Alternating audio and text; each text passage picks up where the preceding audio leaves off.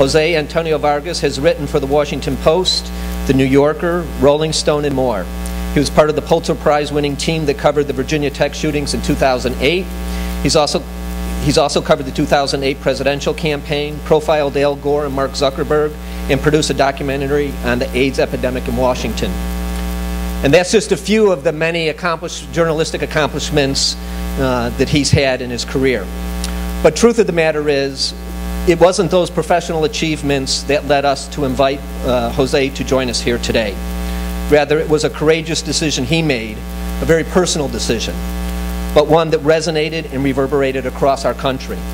Last year, Jose wrote an essay in the New York Times Sunday magazine in which he disclosed he is an undocumented immigrant, stunning the media and political circles and attracting worldwide coverage.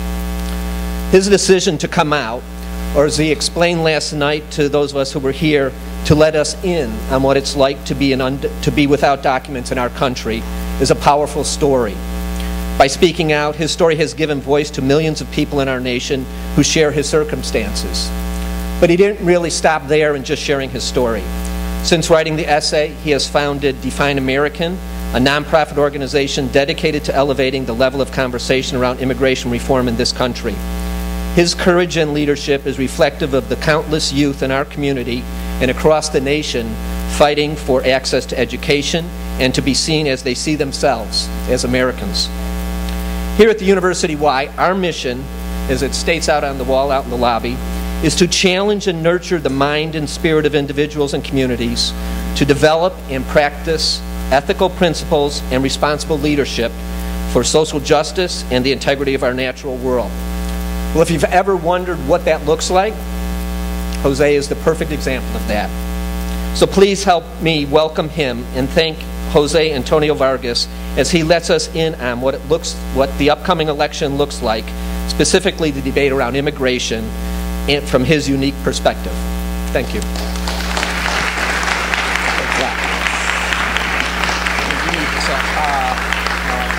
Yeah, I think.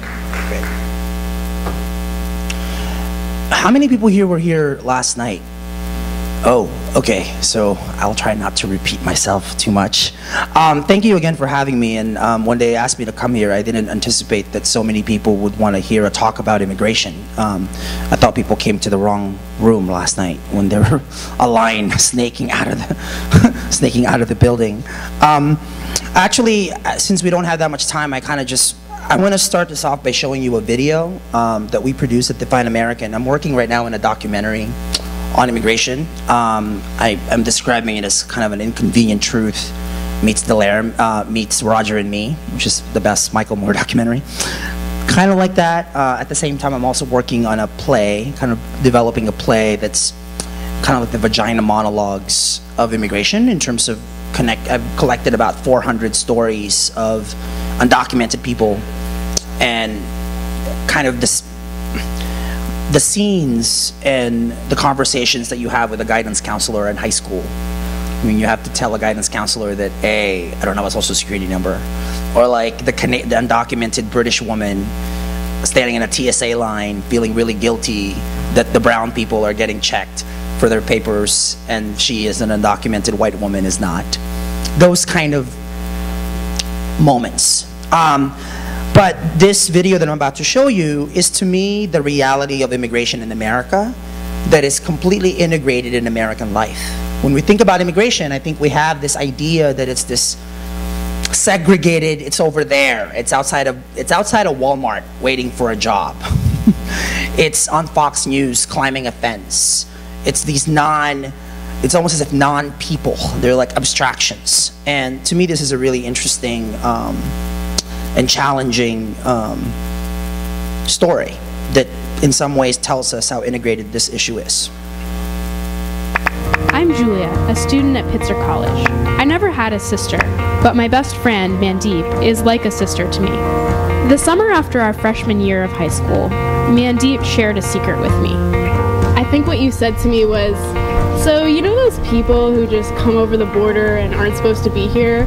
Well, I'm like that.